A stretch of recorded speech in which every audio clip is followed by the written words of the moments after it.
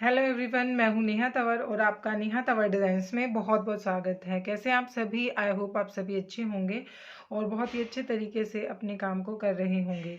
आज की ये वीडियो बहुत ही इंटरेस्टिंग होने वाली है उन लोगों के लिए जिनको कन्फ्यूज़न रहती है कि हम अपने फैब्रिक के नीचे कौन सी लाइनिंग यूज़ करें। तो अगर आप अपना खुद से डिज़ाइन करते हैं या फिर आप अपने कपड़े डिज़ाइन करवाते हैं बुटीक में, तो आपको नॉलेज होना बहुत ज़रूरी है। क्योंकि कई बार क्या होता है कि सामने वाला अगर आपको किसी से सिलवा रहे हैं, तो अगर कई बार क्या होता है लाइनिंग अवेलेबल नहीं होती या कोई भी प्रॉब्लम्स होती हैं, तो जो है वो उस चीज़ को जो है नॉर्मल लाइनिंग से बना के आपको दे देता है, जिससे क्या होता है आपकी ड्रेस का पूरा लुक ख़राब हो जाता है। दूसरी चीज़ मैं ये बताऊँगी कि अगर आपको नॉलेज रहेगी कि कौन से फैब्रिक के साथ कौन सी लाइनिंग जाएगी, तो आप अपना खुद का काम भी अच्छे से कर सकते हैं। दूसरा, अगर आपसे कोई सजेशन लेता है तो आप उनको जो है बता सकते हैं। तो हम यहाँ पे जानेंगे कि कितने तरीके की लाइनिंग जो है आजकल चली हुई हैं और हमें जो है हम तो जो है जनरली कौन सी लाइनिंग की बात करते हैं, या तो शेंटून हो गया, कई बार हम साटन का नाम भी हमने सुना है सॉरी। और कॉटन लाइनिंग में भी आपने जनरली देखा होगा एक 30 वाली आती है और एक होती है कॉटन लाइनिंग जो कि आपको 35 से 40 रुपये मीटर मिल जाती है कहीं पे भी। तो पहले हम कॉटन लाइनिंग की बात करेंगे। नॉर्मल कॉटन कॉटन सिल्क या जो भी कॉटन के आपके सूट होते हैं उनके नीचे हम जो है कॉटन लाइनिंग यूज़ करते हैं। तो कभी भी जो है आप जो टेरिबल जो मिक्स होती है उसको यूज़ ना करें, क्योंकि उससे क्या होता है आपका एक तो फिटिंग में गड़बड़ आती है, क्योंकि धुलने के बाद जो है वो कई बार श्रिंक होता है और उससे आपकी फिटिंग अफेक्टेड होती है। और जो अब जब आप कॉटन वाली लाइनिंग यूज़ करेंगे तो उससे आपकी फिटिंग भी अच्छी आएगी। और जो है ये तो हमें जनरली पता है कि अगर हम लाइनिंग यूज़ कर रहे हैं तो लाइनिंग को धोकर ही यूज़ करें। उससे क्या होता है कि जितने भी अस्तर होते हैं वो केमिकल से मिल के बनते हैं, और जब वो पानी के संपर्क में आते हैं या तो वो खुलते हैं या फिर श्रिंक होते हैं तो जितना भी उनको श्रिंक होना होता है तो वो धुल के हो जाते हैं। और धुलना भी हमें इतना नहीं है, 20 मिनट के लिए हम पानी में रखें और फिर उसको धोकर सुखा दें और फिर जो है उसको आयरन करके हम यूज़ में लेंगे, तो उसकी जो ओरिजिनल जो श्रिंकेज या उसका फैलाव है वो हमें मिल जाएगा और फिर उस पर हम जो है अपनी ड्रेस बना सकते हैं। तो ये तो थी नॉर्मल लाइनिंग की बात। उसके बाद बारी आती है जब हम कोई पार्टी वेयर सूट बनाते हैं या पार्टी वेयर हमारा फैब्रिक होता है जिसमें हमें ब्लाउज़ या कोई ड्रेस बनानी होती है, तो उसके नीचे हमें जो है ज़रूर ध्यान रखना चाहिए कि हमें लाइनिंग जो है कैसी यूज़ करनी चाहिए। तो देखिए, सबसे पहले मैं बात करूँ, कोई भी पतला फैब्रिक है, आजकल जो है साड़ियाँ इतनी चली हुई हैं, सूट भी ऑर्गेन्जा सिल्क में, ऑर्गेन्जा में तो चले ही हुए हैं, ऑर्गेन्जा सिल्क बहुत आजकल जो है ट्रेंड में है और उसके ब्लाउज़ काफ़ी आते हैं। और हमारी खुद की भी साड़ियाँ होती हैं और जैसे कस्टमर के भी अगर होते हैं, तो आप क्या करेंगे, मान लीजिए अगर आपने उसके नीचे कॉटन लाइनिंग लगा दी है तो उससे क्या होगा, उसका जो लुक है वो ख़राब हो जाता है। यानी कि जो सिल्क के नीचे जो है उसका ओरिजिनल जो शाइन आनी चाहिए वो नहीं आ पाती है। तो हमेशा कोशिश करें उसके नीचे या तो टाफ्टा यूज़ करें, टाफ्टा सिल्क, या डुल सेंटून यूज़ करें, या आप सिंपल सेंटून यूज़ कर रहे हैं, मान लीजिए आपके पास टाफ्टा नहीं है, तो आप जो है शेंटून का यूज़ करके नीचे कॉटन लाइनिंग लगा सकते हैं। फिर आपका वो, अगर आप ब्लाउज़ बना रहे हैं या सूट बना रहे हैं, तो 3 लेयर में आपका वो बन के रेडी होगा। अगर आपके पास टाफ्टा है तो आप और भी अच्छा है, क्योंकि टाफ्टा से क्या होगा, आपको एक ही लाइनिंग में काम चल जाएगा। तो मैं आपको एक बार दिखा भी देती हूँ, जैसे कि एक फैब्रिक हमारे पास आया हुआ है। तो ये जो है नेट फैब्रिक है और नेट भी शाइन करने वाला है, काफ़ी अच्छा फैब्रिक है। तो इसके नीचे जो है, ये देखिए, ये टाफ्टा सिल्क है, तो इसमें शाइन है। और इसके नीचे जब हम लगाएंगे जो है नेट के नीचे या किसी भी जो फैब्रिक के नीचे, तो इससे क्या होगा, इसकी जो शाइनिंग है वो दबेगी नहीं और भी अच्छे से इसका लुक आएगा। और इसके नीचे अगर हम कॉटन लगा देते हैं तो क्या होगा, हमारा जो लुक है वो पूरा ही ख़राब हो जाएगा ड्रेस का। तो अगर आपकी नॉर्मल नेट भी यूज़ कर रहे हैं तो भी जो है आपको टाफ्टा जो है यूज़ करना चाहिए। टाफ्टा को आप जो है आप जॉर्जेट में भी यूज़ कर सकते हैं। जॉर्जेट में तो शेंटून भी चल जाता है, क्योंकि नॉर्मली देखिए शेंटून अवेलेबल हो जाता है, तो कोई भी जो है जॉर्जेट के नीचे शेंटून यूज़ करता है। और नेट के नीचे भी आजकल शेंटून यूज़ करते हैं, लेकिन नेट जो है वो नेट के नीचे शेंटून वो शाइन नहीं दे पाता, वो हल्का रह जाता है। जबकि अगर आप टाफ्टा यूज़ करते हैं नेट के नीचे, वो ज़्यादा बेटर रहता है। जॉर्जेट के नीचे आपका शेंटून चल जाता है, तो आप जॉर्जेट में शेंटून लगवा सकते हैं। और मैं बात करूँ एक और आपको जो है साटन की बात करूँ, साटन आपने सुना होगा। साटन में भी आपके दो जो है वैरायटी आती हैं, जिसमें पहली है डुल साटन, जो कि आपको 60 से 70 रुपये मिल जाती है। और आपकी जो ओरिजिनल जो साटन होती है वो 100 रुपये मीटर से स्टार्ट हो जाती है। तो आप जो है आप अगर मान लीजिए हैवी ड्रेस बना रहे हैं, कोई नेट का हैवी फैब्रिक है, तो आप उसमें जो है साटन यूज़ कीजिए। प्योर साटन जो आपने देखा होगा लहंगे वगैरह में यूज़ होती है, जिससे कि उसका लुक बहुत अच्छा आता है, वो अंदर से शाइन करता है। तो ये तो थी हमारी नेट की हैवी ड्रेस के लिए हमें जो है साटन यूज़ करनी है। और शेंटून हमें किस में यूज़ करनी है, जॉर्जेट में यूज़ करनी है। आप चाहें तो आप जो है ऑर्गेन्जा में भी शेंटून यूज़ कर सकते हैं, ऑर्गेन्जा सिल्क में भी शेंटून यूज़ कर सकते हैं। लेकिन अगर आप शेंटून यूज़ करें तो उसके नीचे कॉटन लाइनिंग भी लगेगी, तो आप इससे अच्छा है आप जो है इसमें टाफ्टा यूज़ करें। उसमें क्या है, आपको दो दो लाइनिंग यूज़ नहीं करनी पड़ेंगी। तो ये तो थी हमारी जो है लाइनिंग की बात। और आप फैब्रिक और कौन कौन सा होता है जिससे कि आपको दिक्कत आती है। आपने देखा होगा ऑर्गेन्जा फैब्रिक में भी काफ़ी पतला होता है, या फिर टिश्यू जो है वो भी काफ़ी पतला होता है, तो उसके नीचे जो है आपने टाफ्टा यूज़ करना है। ऑर्गेन्जा और जो है टिश्यू के नीचे तो आप यूज़ करेंगे तो टाफ्टा ही यूज़ करेंगे। शेंटून भी यूज़ कर सकते हैं अगर आप मतलब आपके पास अवेलेबल नहीं है तो क्योंकि टिश्यू एक ऐसा जो है फैब्रिक है जिससे जो कि मतलब बहुत पतला होता है। अगर हम उसके नीचे कॉटन लाइनिंग लगा देते हैं तो उसका जो पूरा लुक है वो दब जाता है। तो इसलिए जो हमारे फैब्रिक का लुक उभर कर आए उसके लिए आपको क्या करना है, लाइनिंग अच्छी यूज़ करनी है। एक बार जो है आप कस्टमर को समझा दें कि भाई इतना इतना जो है आपका बजट बनने वाला है, क्योंकि अगर आप ये वाली लाइन लगाएंगे तो ऐसा लुक आएगा, ये वाली लगाएंगे तो ऐसा लुक आएगा। तो इसलिए हमेशा जो है ध्यान में रखना चाहिए कि जो लाइनिंग है वो अच्छी क्वालिटी का ही यूज़ करें। अब बारी आती है आपकी जो कॉटन लाइनिंग होती है, उसमें भी आपकी दो तीन वेराइटीज़ आती हैं। जो एक 30 वाली होती है, एक 35 से 40 वाली होती है, और एक और हमारी केमिकल वाली लाइनिंग आती है, जो कि आपका अगर फैब्रिक बहुत कॉस्टली है, मान लीजिए कोई सूट बहुत ज़्यादा महंगा 2-3 हज़ार का 4-5 हज़ार का सूट है, तो उसके नीचे आप जो है केमिकल वाली लाइनिंग यूज़ कर सकते हैं। वो थोड़ी सी जो है महंगी आती है, बट जो है पतली होती है, लेकिन उसकी फिटिंग बहुत अच्छी आती है। लेकिन आप रेगुलर यूज़ के लिए आप जो है 40 वाली लाइनिंग यूज़ करें, उसकी फिटिंग प्रॉपर आती है। बाकी देखिए आप लोकेलिटी के हिसाब से यूज़ कर सकते हैं, क्योंकि लोग 30 वाली लाइनिंग भी यूज़ करते हैं। जैसे आपके कस्टमर होंगे वैसे आपको काम करके चलना है, लेकिन आपको नॉलेज होगी तो आप सामने वाले को बताकर चलेंगे, जिससे कि जो है बाद में आपको भी फ़ायदा होगा कि बंदे को नॉलेज है। और अगर ये चीज़ें पहले पता होंगी तो आपकी ड्रेसेस जो हैं अच्छी बनकर आएंगी। तो हमने लगभग सारे फैब्रिक जो है डिस्कस कर लिए हैं यहाँ पे।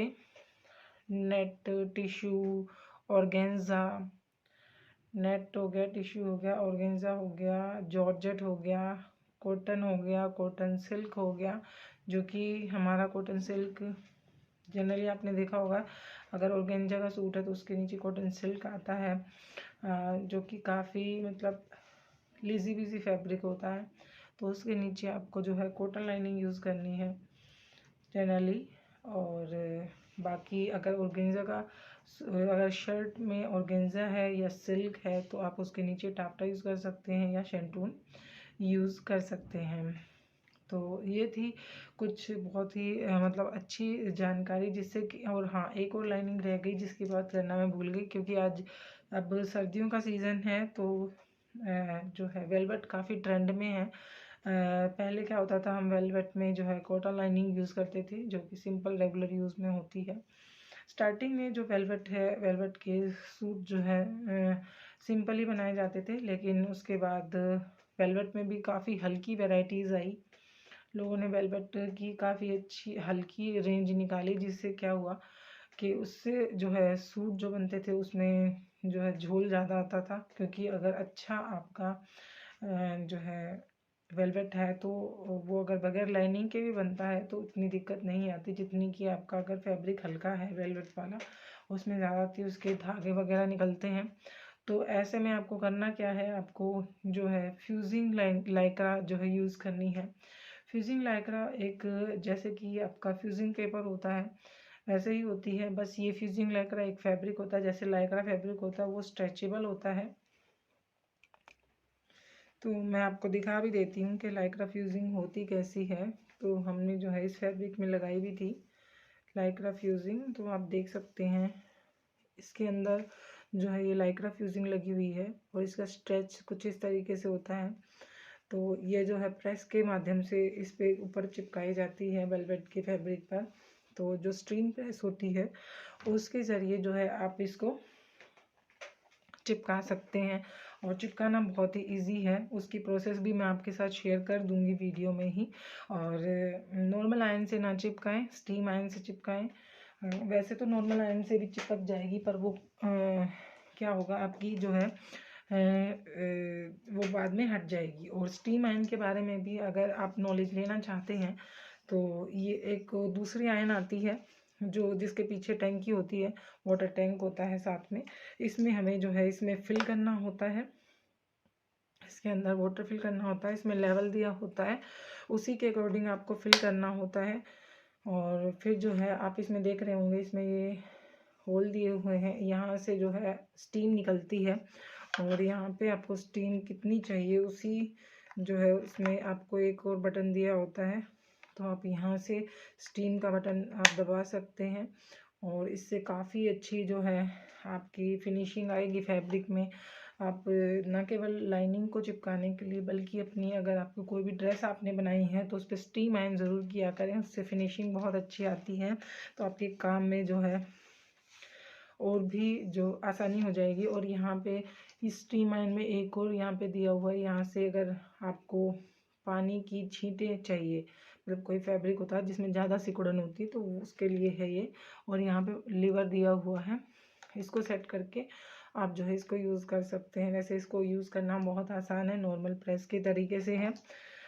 और बस ये ध्यान रखना होता है अपने कि तो यहाँ पे इस ड्रेस पे जब मैं लाइक्रा फ्यूजिंग लेकर आई थी तो मैंने इस पे नॉर्मल आयरन से चिपकाया था।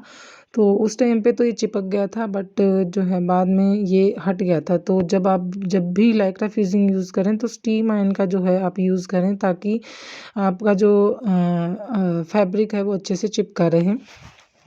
जो लाइक्रा फ्यूजिंग है वो मेन वेलवेट फैब्रिक से अच्छे से चिपक जाए। तो थोड़ी सी मुश्किल मुझे हो रही थी नॉर्मल फैब्रिक्स नॉर्मल प्रेस से इस पे चिपकाने की, तो मैंने काफ़ी रगड़ रगड़ के इस पे कोशिश की। लेकिन फिर जो है हम स्टीम आयरन लेकर आए और फिर इस पे जो मैंने काम किया तो चिपकती तो बहुत आसानी से है। बस उतना ही आप फैब्रिक कट कर लें और आपको आराम से स्टीम आयरन इसके ऊपर कर देना है।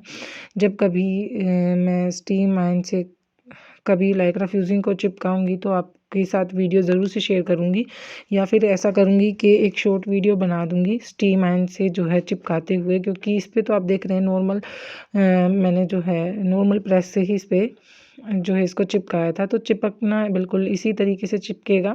वैसे चिपक जाता है, इससे भी आप स्टिचिंग कर सकते हैं आराम से। तो इसी तरीके से यूज़ होती है लाइक्रा फ्यूजिंग। तो इस तरीके से आपने देखा कि किस तरीके से हम स्टीम आयरन को जो है यूज़ कर सकते हैं।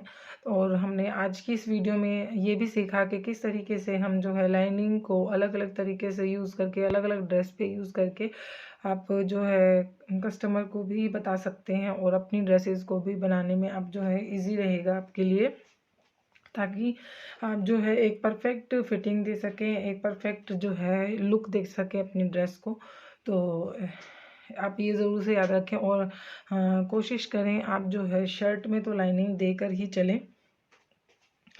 और लाइनिंग को यूज़ करने से पहले उसको वॉश करना बहुत ज़रूरी है, क्योंकि बिना वॉश किए जब हम लगाते हैं तो उसमें कान आ जाती है, और कान ज़रूर ही आती है। मोस्ट ऑफ द अस्तर ऐसे होते हैं जिसमें कान आती है, और कान आने का कारण भी मैंने आपको बताया, क्योंकि इसमें केमिकल से मिलकर वो बनते हैं, तो उसमें जो है फैब्रिक में कान आना लाजमी है। तो वो उससे क्या होता है, उसकी सारी श्रिंकेज वगैरह निकल जाती है। तो हमेशा याद रखेंगे कि लाइनिंग को जब भी यूज़ करेंगे उसको वॉश करके यूज़ करेंगे। तो इस तरीके से आप जो है अलग अलग तरीके के फैब्रिक, आजकल जो है दुनिया भर के फैब्रिक चले हुए हैं, और आज इतने जो है पतले से पतला फैब्रिक जो है पार्टी वियर ड्रेसेस के लिए आ गया है। तो उसमें हमें बहुत ज़रूरी होता है कि नॉलेज हो कि हमें लाइनिंग कौन सी यूज़ करनी है, कौन से फैब्रिक में। तो मैं आशा करती हूँ आज की इस वीडियो के बाद आपको जो है नॉलेज मिली होगी कि नेट में आपको कौन सी लाइनिंग यूज़ करनी है। नेट में आप नेट में आप जो है साटन और टाफ्टा यूज़ कर सकते हैं, और सिंपल कॉटन में आप जो है कॉटन लाइनिंग यूज़ कर सकते हैं। हैवी अगर सूट है तो आप जो है ज़्यादा थोड़ी सी जो केमिकल वाली अस्तर है वो यूज़ कर सकते हैं। उसके बाद ऑर्गेन्जा में आप साटन भी यूज़ कर सकते हैं और टाफ्टा भी यूज़ कर सकते हैं। अगर आप जो है सेंटून यूज़ करें, मान लीजिए कोई सूट जो ब्लाउज़ बनवा रहा है, तो उसके नीचे आपको फिर कॉटन लाइनिंग भी लगानी पड़ेगी, तो फिर आपकी 3 लेयर हो जाएंगी। तो वो 3 लेयर में आपका ब्लाउज़ बन के रेडी होगा। उसके बाद बारी आती है ऑर्गेन्जा सिल्क की। अगर ऑर्गेन्जा है फैब्रिक तो आपको सेंटून लगानी है, ऑर्गेन्जा सिल्क है तो आप टाफ्टा यूज़ कर सकते हैं, और अगर आपका नेट का हैवी फैब्रिक है तो आप साटन यूज़ कर सकते हैं, डुल साटन यूज़ कर सकते हैं। अगर मान लीजिए किसी का जो है शादी वाले लहंगे आपने अगर देखे हों तो उसमें जनरली जो है प्योर साटन यूज़ होती है। प्योर साटन की चमक ही अलग होती है, तो इसलिए अगर आप अपनी ड्रेस बना रहे हैं तो प्योर साटन को प्रेफर करें। कभी भी फैब्रिक के लिए आप जो है ये ना करें कि सस्ता ले लें, क्योंकि आपका जो फैब्रिक होगा उससे जो लुक है ड्रेस का वो अलग ही बनकर आएगा। उसके बाद बारी आती है जॉर्जेट की। जॉर्जेट के नीचे आप सेंटून यूज़ करें, टाफ्टा इतना ज़रूरी नहीं है जॉर्जेट के नीचे आप शेंटून यूज़ कर सकते हैं। अगर कोई शर्ट में शेंटून के साथ भी अगर कॉटन लाइनिंग लगवाना चाहता है तो फिर उसके नीचे आप शेंटून के नीचे कॉटन लाइनिंग यूज़ कर सकते हैं, अदरवाइज जॉर्जेट के साथ शेंटून इज़ इनफ। उसके बाद बारी आती है आपके जॉर्जेट भी आप देखिए कई तरीके का होता है।